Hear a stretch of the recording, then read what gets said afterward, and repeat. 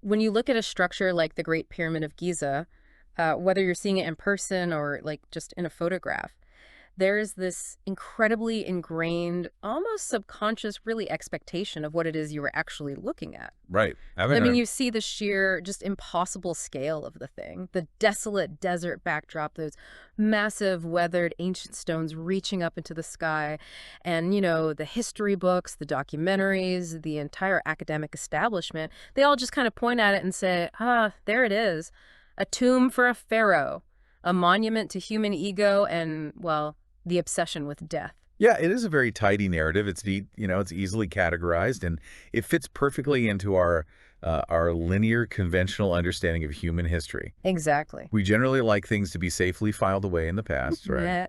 Operating under rules that we already understand and agree on. It is comforting. We really like to think we are at the absolute apex of human achievement today, and like everything before us was just some kind of rough draft. Right, just a stepping stone to us. Yeah, exactly.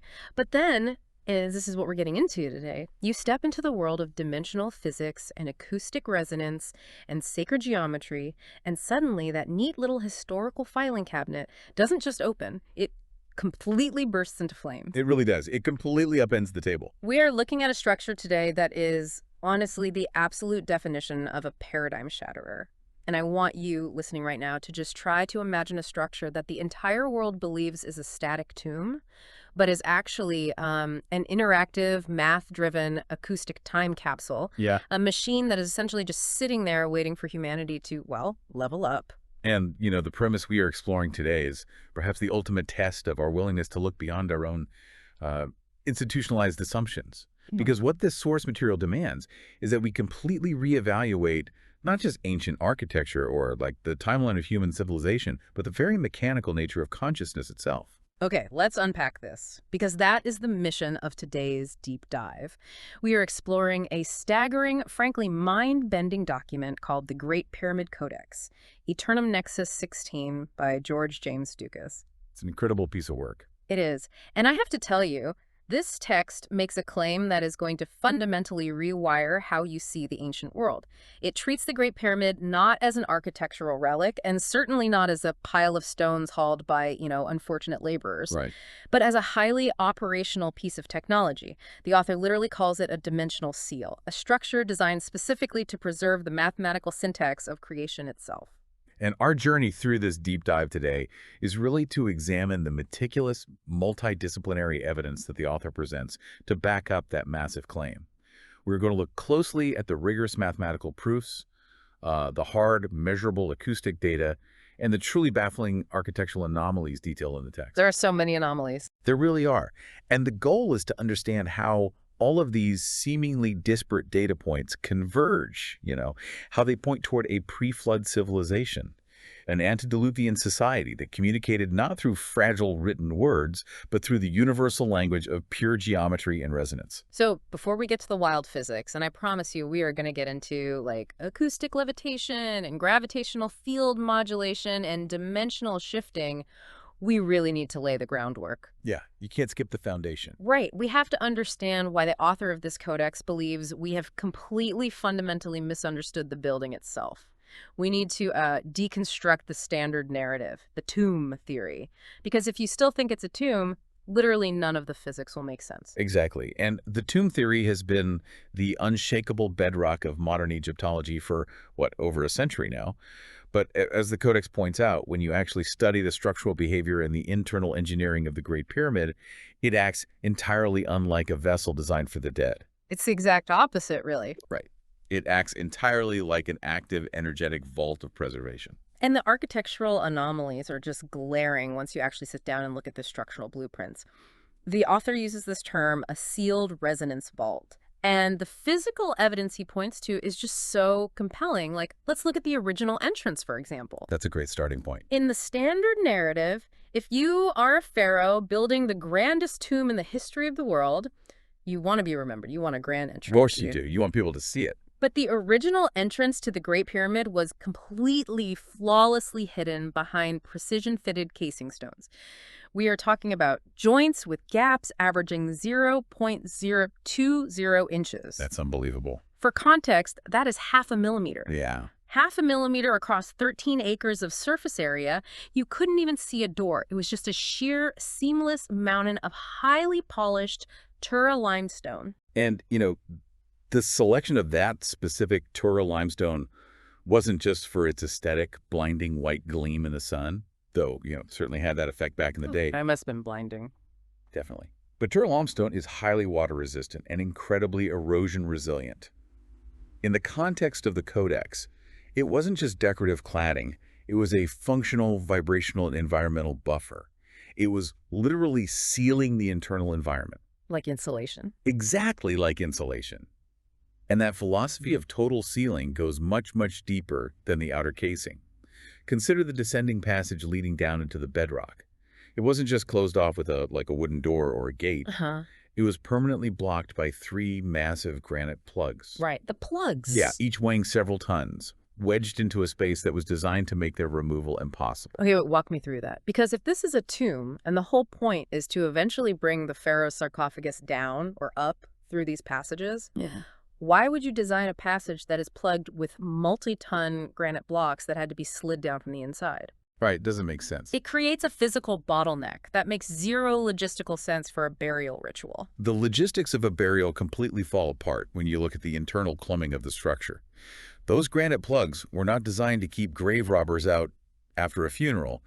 They were dropped into place as a permanent structural seal to essentially complete a circuit. A circuit. Oh, yeah. Okay. And we see this again in the antechamber, which is the small room located right before the main king's chamber.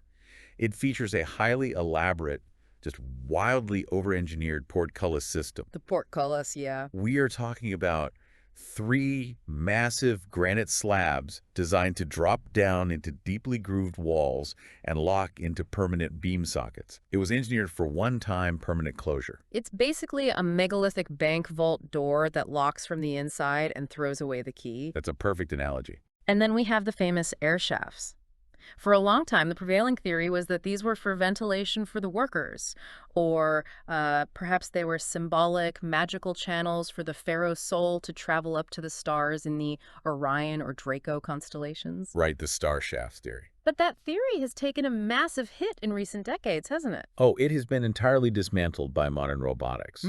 Explorations like the Upwell project back in the 90s and more recent scans using muon tomography, they revealed that these so-called air shafts do not actually open to the outside in a functional way that would allow for airflow. Right. But more importantly, internally, robots sent up these narrow shafts, discovered that they terminate in completely sealed stone blocks. And those blocks feature copper fittings. Which is just bizarre for a stone tomb. I mean, why would you embed conductive metal into a sealed stone channel halfway up a pyramid? Well, in the framework of standard Egyptology, it is an inexplicable anomaly. They don't know what to do with it. But in the framework of the Codex, embedding copper, which is a highly conductive material, into a sealed stone channel implies an energetic, electromagnetic, or acoustic function. It's part of the machine. Exactly. It suggests a system designed to channel or measure frequency, not a chimney for air or a magical soul tube. And the cherry on top, the thing that I think really truly pulls the rug out from under the standard narrative, the core megaliths. You walk into the Great Pyramid, and there are absolutely no authentic hieroglyphs. None. Just silence. There is no builder graffiti, no quarry marks, no dynastic boasting. Khufu supposedly bankrupts his entire kingdom to build the most massive structure ever conceived by human hands, and he forgets to put his name on the walls. Yeah, it's highly suspicious. Every other major Old Kingdom monument is covered in inscriptions, but the Great Pyramid is entirely, deafeningly silent. So if these aren't security measures for a dead pharaoh's gold, and there's no name clothing it, what is the actual function of all this sealing and isolation? The author synthesizes all of these anomalies into a very specific engineering purpose. These are not security measures meant to deter human grave robbers. They are, as you mentioned earlier, dimensional stabilizers. Dimensional stabilizers. Yes, the entire structure, from the piezoelectric quartz in the granite chambers to the insulating limestone layering to the basalt flooring, the whole thing was engineered to maintain an internal harmonic environment in a state of suspended coherence. Wow. It was intentionally mathematically isolated from the vibrational chaos of the outside world. It's an energetic containment system. It's like a cosmic panic room, or like a metaphysical arc. But I mean, a panic room implies you are hiding from something? What on earth were they trying to survive? Well, to understand the necessity of a structure like this, we have to look at the cataclysmic historical context the author provides. The text points to a very specific and highly controversial geological period, the Younger Dryas boundary layer. Right, roughly 12,900 years ago. Exactly. And this isn't just myth. It is a globally recognized stratigraphic marker in the Earth's crust. Geologists find a distinct layer containing nanodiamonds, platinum anomalies, and a black mat of carbon that indicates a massive, incredibly rapid event. A global disaster. Yeah, the leading hypothesis is a fragmented cosmic impact, likely a disintegrating comet, that hit the North American ice caps. This triggered rapid glacial melting, catastrophic global flooding, massive sea level rises, and a synchronous extinction of megafauna across multiple continents. The Great Flood, the deluge. I mean, it is a story embedded in the mythology of almost every ancient culture on the planet. It's everywhere. He's got the Mesopotamian epic of Gilgamesh, the Mesoamerican traditions, the biblical story of Noah, the Vedic texts. They all talk about a moment when the world was literally washed away. And the Codex treats that global flood not just as a hydrological disaster, but as a dimensional reset, a planetary purification in a sense. And the core argument here is that the pyramid was built prior to this reset by an advanced antediluvian civilization that understood the cyclical nature of the cosmos. They saw it coming. They saw the cataclysm coming. It was built as an arc of creation. Its entire purpose was to withstand this planetary upheaval and preserve the essential harmonic frequencies, the literal mathematics of life and reality. It was a vault for consciousness, sealed tight, just waiting until humanity could recover, rebuild, and eventually regain its vibrational purity. Okay, I love the cosmic panic room analogy, but I have to play devil's advocate here for a second. I want to push back on the logic of this mechanism. Oh, for it. If I am a hyper-advanced civilization, and I know for an absolute fact that a giant comet is about to hit the ice caps, wash away everything we've built, and plunge humanity into a dark age, and I decide to build an indestructible stone mountain to preserve the ultimate knowledge of reality, why not just write the knowledge on the walls? I mean, why hide it behind multi-ton granite plugs and invisible doors? If it's a time capsule meant to reboot civilization, just put a clear, easy-to-read instruction manual inside. That is exactly the right question to ask, and it leads into one of the most profound paradigm shifts that the author presents. Your question assumes that written language alphabets, syntax, grammar, is the highest, most durable form of information storage. Well, yeah, because that's all we know. Right. But the author argues that for this antediluvian civilization, written text was actually viewed as a severe downgrade. We are dealing with a society that operated on a completely different cognitive level. They utilized a pre-linguistic geometry. Pre-linguistic geometry, the language of stone. Okay, walk me through how that actually works, because it's genuinely hard to wrap my modern, text-obsessed brain around it. We are heavily conditioned to view human progress as a straight, unbroken line of improvement, right? First we grunted, then we spoke, then we drew crude pictures in caves, then we developed cuneiform and alphabets, then the printing press, and now we have binary code. Right, a steady march upward. But the text suggests that pure geometry and mathematics actually preceded language in the highest echelons of ancient human civilization. The builders didn't need to carve a written script into the walls because they encoded the knowledge directly into the physical form. Into the architecture itself. Exactly, into the architectural proportion and the acoustic resonance of the building itself. I'm really trying to picture that, a society so cognitively advanced that they bypass the need for an alphabet entirely. But, you know, when you really think about it, text is incredibly fragile. It's the most fragile thing we have. Not just physically, like paper burns, stone erodes, but conceptually. A word means one thing today, and it can mean something completely different, or even the exact opposite just 100 years from now. Right. Look at slang. Think about how difficult it is for us to perfectly translate an ancient Greek text, let alone something from 12,000 years ago.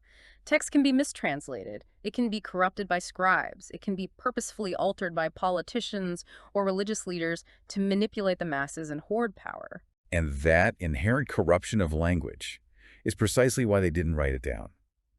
The knowledge they were preserving in this structure was considered too dangerous, too fundamental to the mechanics of reality, to be left to the whims of linguistic drift, translation errors, or human ego. Wow. Language is subjective, but mathematics is objective. A golden ratio is a golden ratio.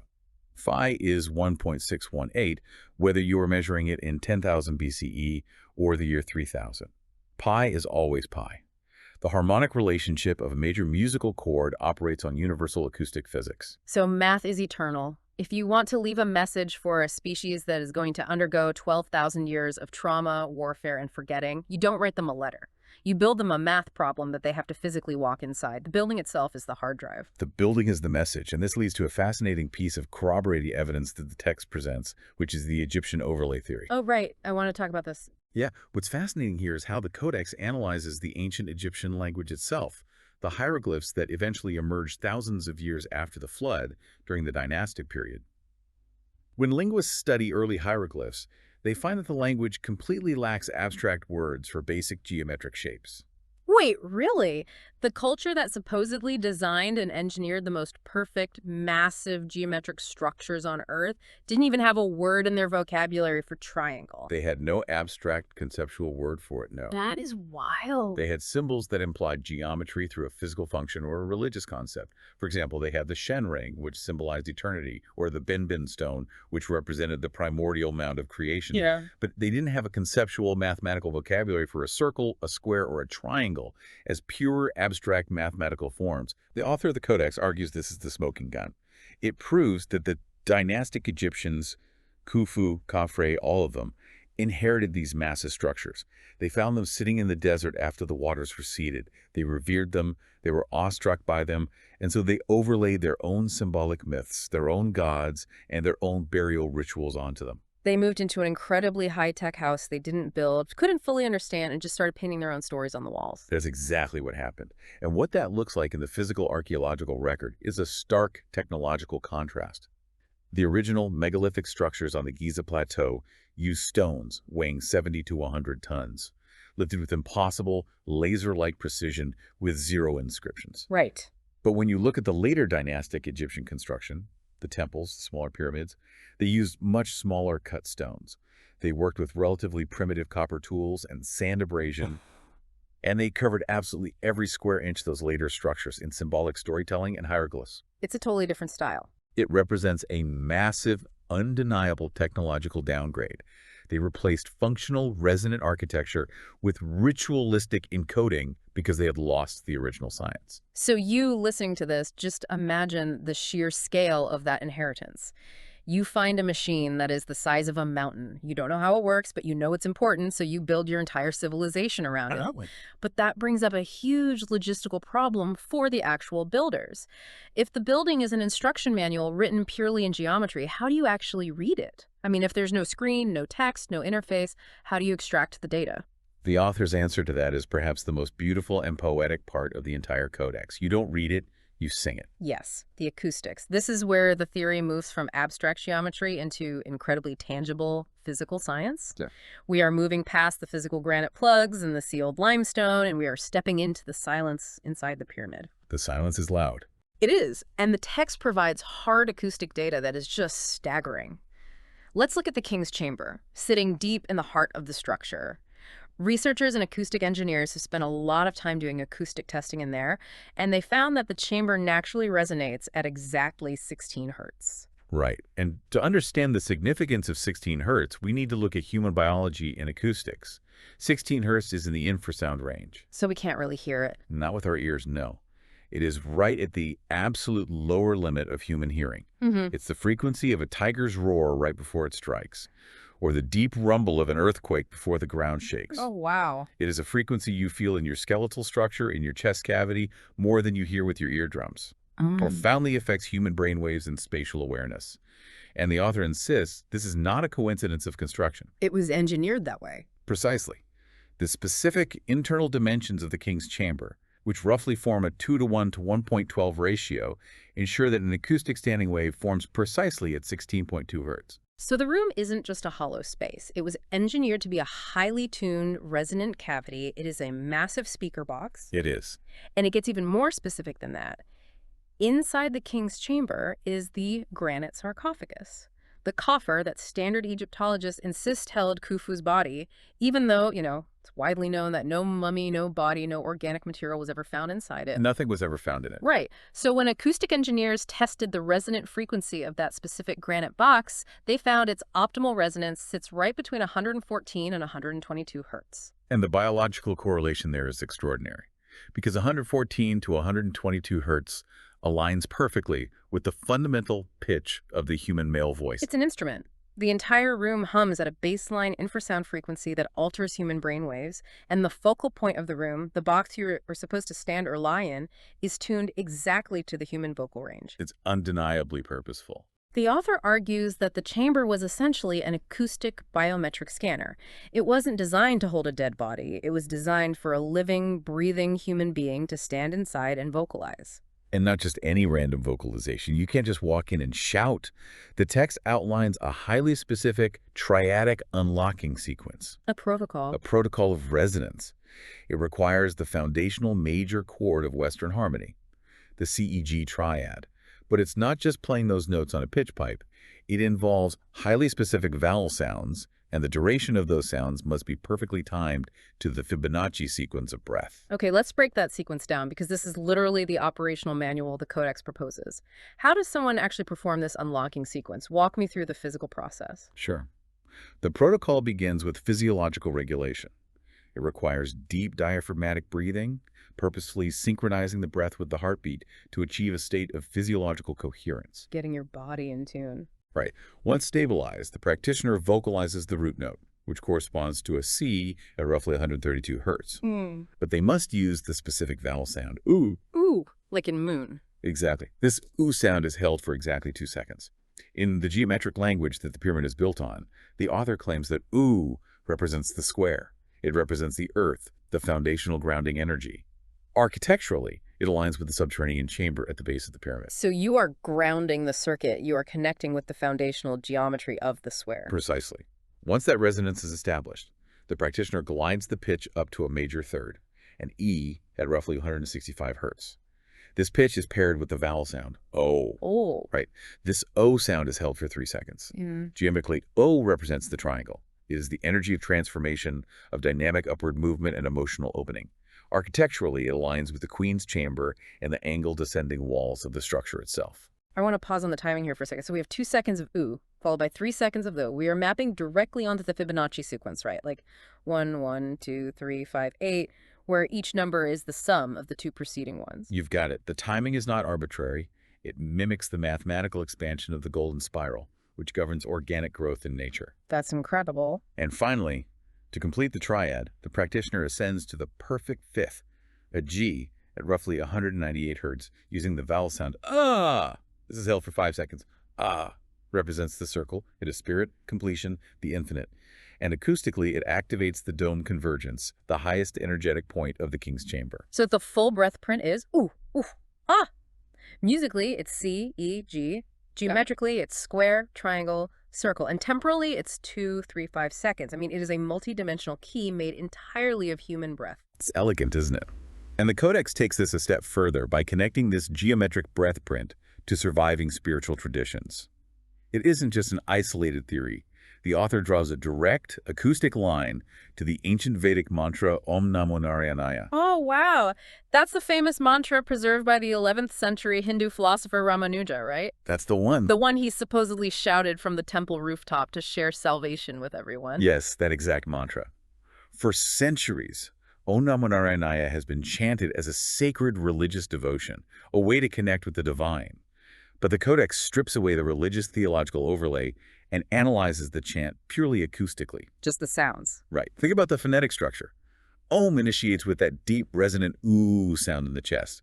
Namo bridges the sequence with the specific O sound. Narayana expands outward with the repeating ah sound. It perfectly matches the protocol. It does. The author makes the compelling claim that this isn't just a religious chant invented by priests. It is a sonic relic. It is the literal acoustic vocal blueprint of the pyramid's resonance system. It was a technological passcode that survived the global flood and the millennia that followed, disguised as an oral religious tradition. That is just mind-blowing to contemplate.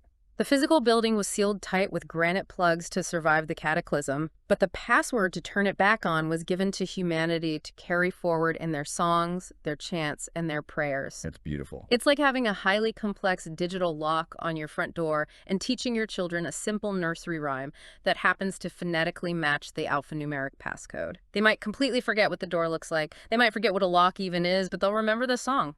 It is the ultimate fail-safe form of redundant data backup. You leave one copy in indestructible 70-ton granite, and you leave the other copy in the living, breathing culture of humanity. Okay, I am entirely on board with this concept of an acoustic biometric lock. It's not asking for a key, it's asking for a breath print. But I have to challenge the mechanics of what happens next. Let's ground this in reality for a second. Okay, let's hear it. Let's say I book a very expensive private after-hours tour of the King's Chamber tomorrow. I stand right next to the sarcophagus, I regulate my breathing, I hit the 16 hertz bass line, and I sing this C-E-G chord, ooh, ooh, perfectly in tune, timed exactly to 2, 3, and 5 seconds. What happens? What are you expecting to happen? I don't know. Does a secret stone door suddenly grind open? Does a laser beam shoot out of the apex like an Indiana Jones movie? What actually physically happened? Well, the text is very explicit about dispelling that Hollywood notion. No, a secret door does not slide open. It is not about mechanical force triggering a hidden pulley system. The interaction is about dimensional stabilization and harmonic recognition. So it's more subtle. Yes. The author emphasizes that the chamber provides energetic feedback. If your consciousness and your acoustic signature are entirely coherent and perfectly aligned with the architecture, the room responds to you. How so? The practitioner experiences subtle but highly measurable physical shifts in the environment. Things like a sudden, distinct drop in ambient temperature, a localized shift in barometric pressure, and a palpable physical intensification of that 16 hertz infrasound pulse. It creates a standing wave that you feel in your very cells. The stone is literally singing back to you. It's acknowledging the frequency. Exactly. The chamber confirms the harmonic alignment. You are essentially proving to the structure that your consciousness, your biological instrument, has achieved the geometric coherence it was designed to interface with. You aren't opening a physical door in the 3D world. You are phase locking your own biofield with the structure's higher dimensional architecture. Phase locking. Okay. Which brings us to the absolute engine running under the hood of all this sound, geometry, and phase locking. We've talked extensively about the acoustics, the what and the how of the vocalization, but we haven't really talked about why it works. Right, the underlying physics. Why does the universe care about the CEG triad? Why does the Fibonacci sequence hold so much power? We need to look at the mathematical engine of this entire theory. We need to explore what the author brilliantly titles the Aeternum Nexus. The Aeternum Nexus is the heavy theoretical core of the Codex. It is a unified mathematical framework. The author proposes that reality itself, mass, time, gravity, consciousness, emerges from a single transformational mathematical identity. And it all starts with a very simple yet infinitely profound quadratic equation. Okay, I promise you, the listener, that we wouldn't get bogged down in dense, unreadable academic jargon, but we have to honor the math here because it is the spinal cord of the whole concept. You really can't separate the math from the machine. If we skip the math, it just sounds like magic. So let's break it down simply. The fundamental equation the author presents is x squared minus x minus 1 equals 0. Now, when you solve for x in this specific equation, you don't get neat, tidy whole numbers like 2 or 4. You get two irrational roots, numbers that go on forever. Right. When you solve that equation, you get phi and psi. Let's look at phi first, symbolized by the Greek letter phi. It is approximately 1.618. The golden ratio. Exactly. It is the mathematical proportion found in the spiral of galaxies, this curl of nautilus shells, the branching of trees, and the proportions of the human body. It is the fingerprint of growth. But in the highly specific Aeternum Nexus framework, the author assigns a physical property to phi. Okay, what does it do? Phi represents velocity or phase gradient. It is the forward drive, the expansive push of waveform propagation in the universe. Okay, so phi is the accelerator pedal, and what is the other root from that equation? The second root is psi, symbolized by the Greek letter of phi. Psi is exactly negative 0.618. Mathematically, it is the negative reciprocal of phi. In this physics framework, psi represents time modulation.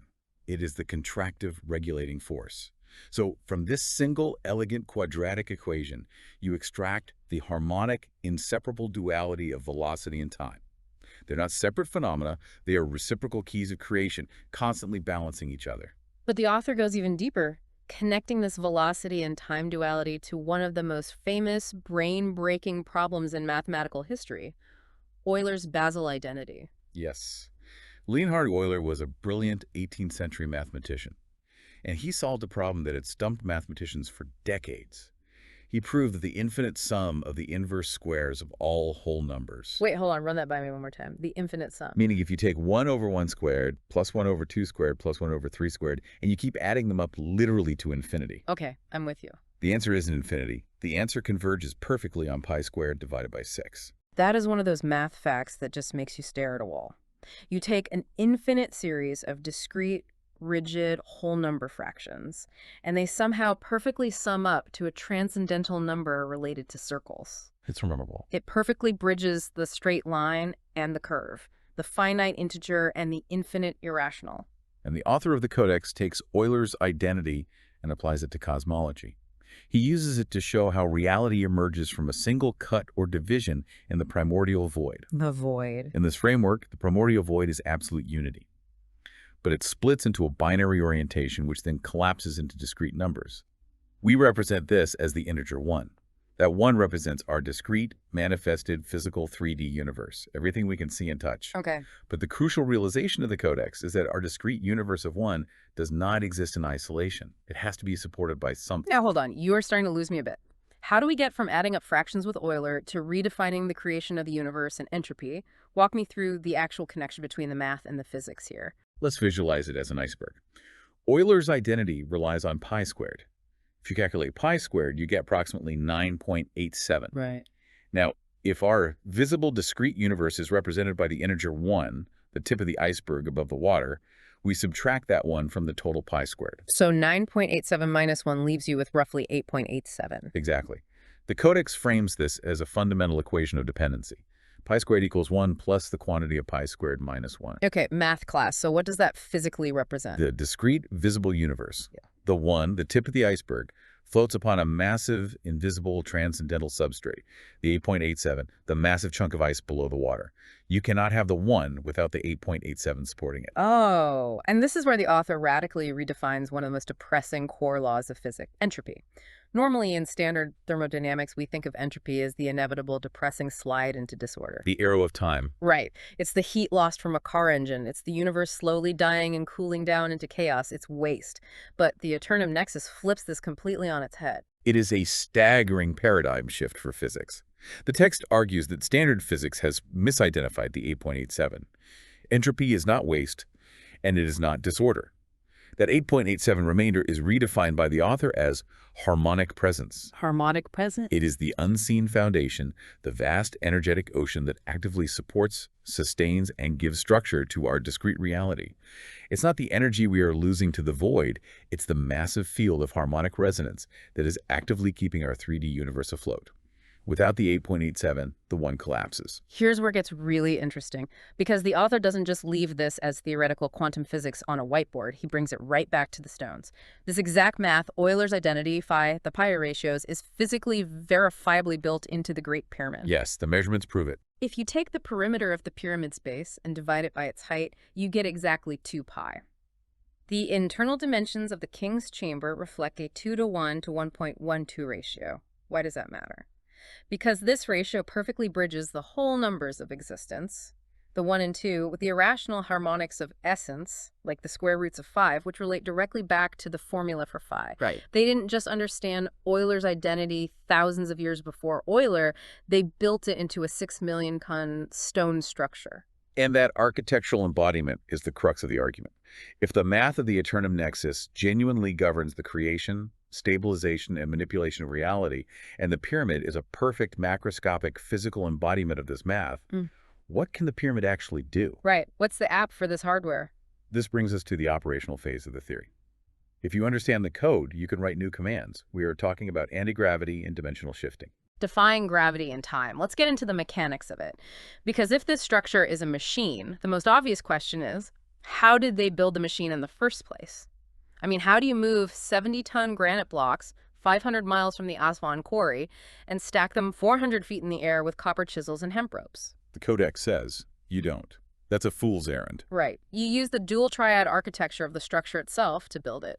The author contrasts two distinct operational harmonic pathways within the pyramid's design, governed by two different musical triads. We already discussed the major triad, CEG, the breath print. The square, triangle, circle. Yes, in the operational physics of the pyramid, this specific triad is used for acoustic wave cancellation. Wait, I need a mechanism here. How does a sound, a musical chord, cancel out the physical weight of a 70-ton rock? I'm not understanding the bridge between acoustics and gravity. Think about how noise-canceling headphones work. They listen to the ambient waveform of the noise around you, and they broadcast an exact opposite waveform. The two waves meet, create destructive interference, and the sound is canceled out to zero. Okay, I use those on airplanes all the time. Right. The Codex argues that gravity or mass's relationship to the Higgs field operates on a similar wave-based principle at the subatomic level. Granite is highly crystalline. It has a rigid atomic lattice. By broadcasting a phase-conjugate acoustic field, specifically using the CEG triad, through the stone, you create destructive interference within the atomic lattice itself. Whoa.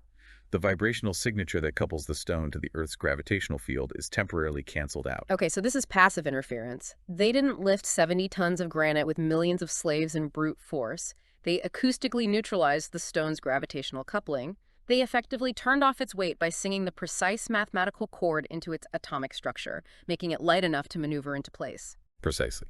The CEG triad stabilizes, grounds, and creates an inward natural cancellation of mass. But then the author introduces the second pathway, the sharp triad, C sharp, F sharp, A sharp. The ascension pathway. How is this different from the first one? This triad is not used for passive cancellation. It is used for gravitational field modulation. It rides what the author calls an inverse arctangent waveform. What does that mean in practical terms? Let's use an analogy. If the first triad is like noise-canceling headphones, the second triad is like taking two incredibly powerful magnets that are snapped together and physically forcing one to flip its orientation. Suddenly, instead of resting together, they violently repel each other. Oh, I've felt that. It's a strong push. When the C sharp, F sharp, a sharp harmonic signature is combined with a carrier medium, the text hypothesizes a massive positive ion flow drawn from the subterranean aquifers beneath the pyramid. It creates a positive upward gradient. It generates active repulsion against the Earth's gravitational field. True directional anti-gravity. So CEG neutralizes the weight, so you can easily push the block along the ground, and C sharp, F sharp, a sharp actually repels it upward against gravity, so you can float it 400 feet into the air.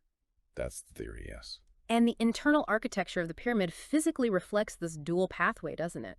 The CEG energy flows horizontally from the subterranean chamber up to the queens, to the kings, but the sharp triad flows dramatically upward, up the steep incline of the Grand Gallery into a theoretical hidden void near the apex. The building is a massive dimensional pump.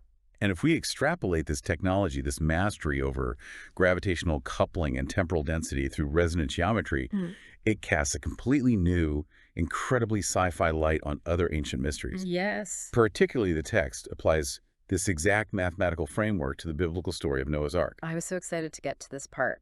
Because the Codex completely strips away the Sunday school image we all have. You know, the wooden boat floating on a global puddle with two giraffes poking their heads out of a window. Right, the Fisher-Price toy version. Yeah. The author radically reinterprets the Ark not as a boat navigating water, but as a mobile temporal resonance pod navigating a dimensional cataclysm. Let's look at the specific dimensions given in the biblical text in the book of Genesis. The Ark is 300 cubits long, 50 cubits wide, and 30 cubits high.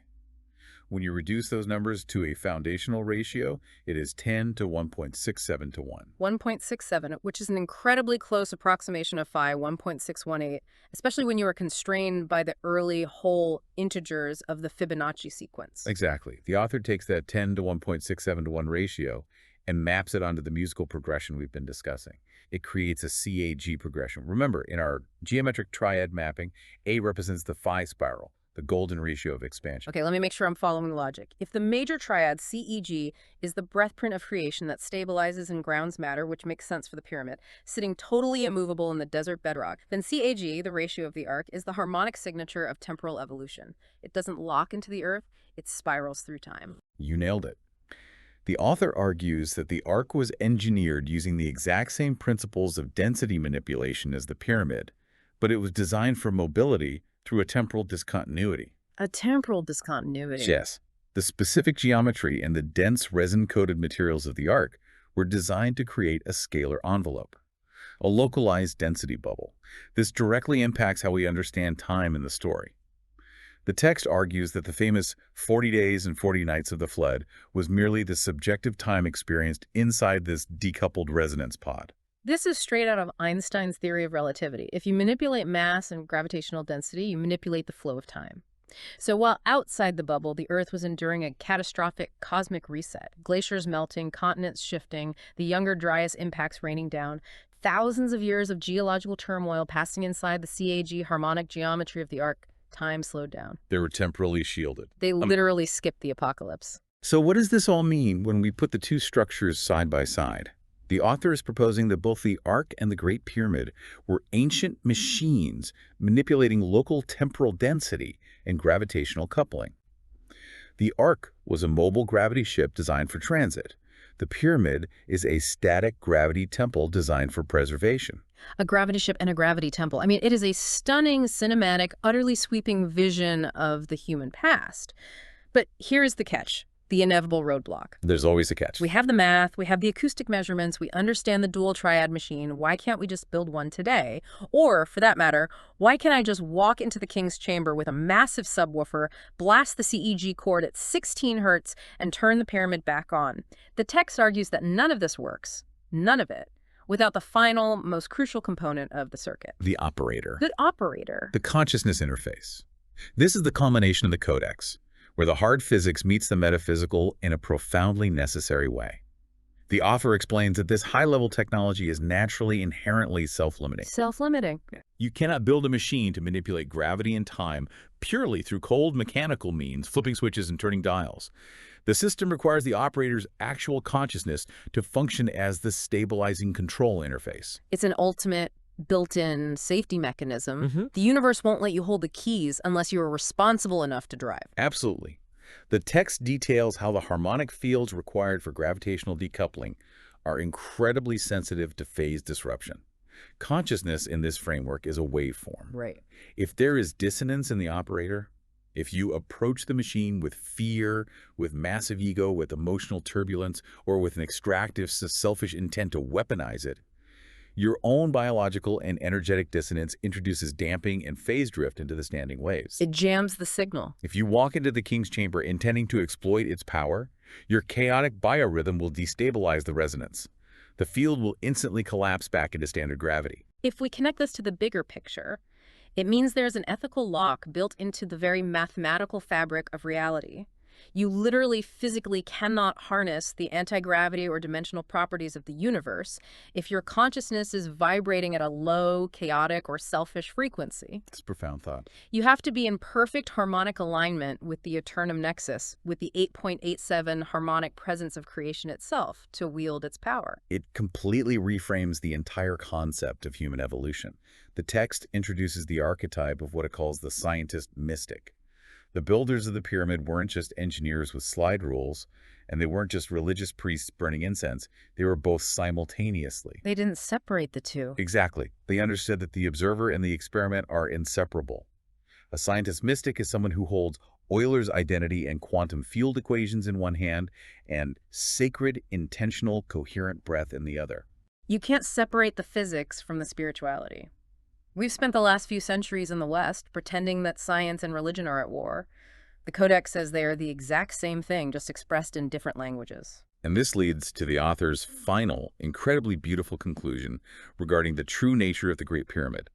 After all the math, all the acoustics, it is not a monument to a dead king.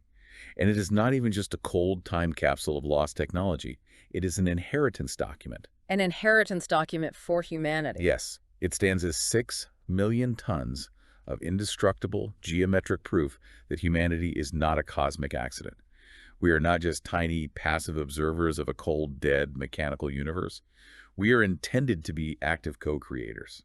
Wow. The pyramid proves that human consciousness is biologically and energetically designed to operate in harmonic fellowship with the divine geometry of creation.